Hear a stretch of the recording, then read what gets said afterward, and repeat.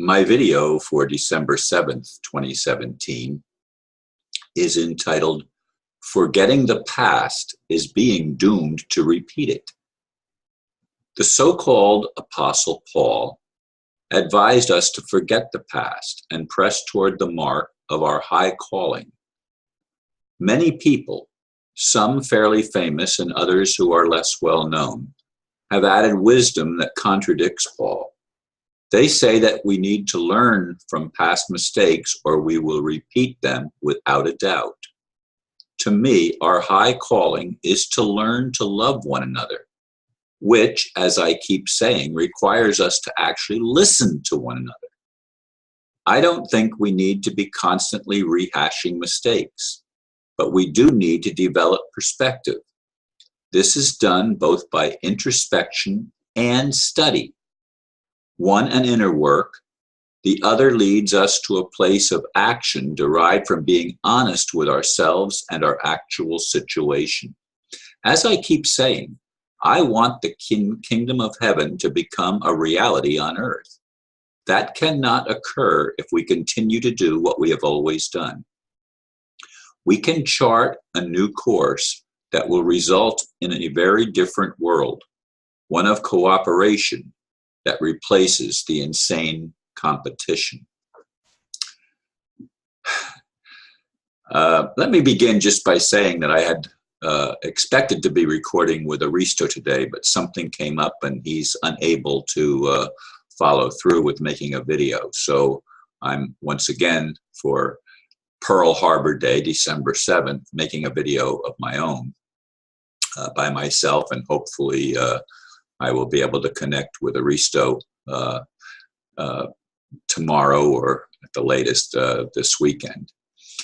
Anyway, the so-called Apostle Paul, I say that because there are people that I've been listening to lately that suggest that the Apostle Paul was a plant and he wasn't truly an apostle. He was an imposter, and he was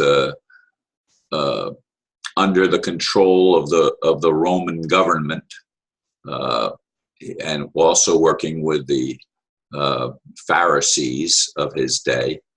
And he was not what Christianity has mostly been teaching us through the years. But he did say to forget the past and press toward the mark of our high calling in Christ. Now, I did read some interpretations of what that meant. It didn't mean that we're not to pay attention to what's gone before us, but we're not to dwell on the past. We're to look forward to a better future. And of course, a lot of people would say just be present. In fact, I just got a letter from a very good friend who's been a friend for a long time, advising me to stop thinking that reality is something that other people create and take responsibility for creating my own reality. And of course, this is a teaching that is prevalent in the New Age community. We create our own reality. All we can create, truly, is our response to the reality that happens beyond our control. And if any of you think that we can control the situation as it exists on this planet, where the worst criminals have risen to places of power, political power, economic power, etc., and they have dominated human culture, not just in our lifetime, but going back centuries and millennia. There has been a level of control, and with the technology advancement that has occurred, especially in the 20th century, they have the ability to now implement a spying ability, a spying technology that enables them to keep an eye on pretty much our every move. I don't know that they have enough people to sit and watch what every one of us does all the time, but I'm sure there are people of interest that they watch a little more closely than others. Perhaps I'm one of them. I don't know. I mean, I used to feel that I was playing a bigger role than it actually seems like I was able to play when, again, to play an old record, when my home was taken from me, and I was put in a situation of greater financial dependence rather than independence. I felt like a lot of my ability to accomplish things was diminished. And now, of course, I wait for the currency revaluation, thinking that maybe this is an opportunity to get the ball rolling in a better direction. But we've been hearing promises and promises. Now it's going to happen by Christmas. I mean, I just got word here that I read just a little bit ago that it's going to happen by Christmas, and Donald Trump is helping to bring that about, and it's the plan of God, if you will. These things keep happening, and nothing really changes. Everything remains the same until something significant actually puts the people that are responsible, holds the people that are responsible for their criminal actions, and uplifts people that have a greater morality and a higher wisdom and a higher ability to accomplish things on this planet. When those people, the latter people, are empowered, then we can begin to change some of the things and re-educate people.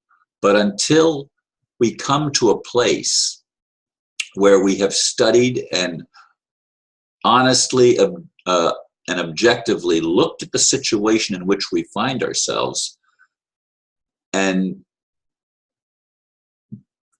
admit it.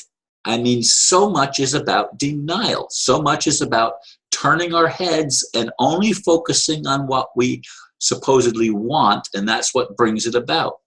Look, folks, many people have tried that. Many people are professing that this is the way, but they haven't brought the changes yet, have they? The world still continues pretty much as it has for eons of time. And somebody like me, and I'm sure I'm not the only one, wants real change. Not just something to believe in, but something that actually manifests and becomes a reality that can be personally experienced. We need this more than ever. I'm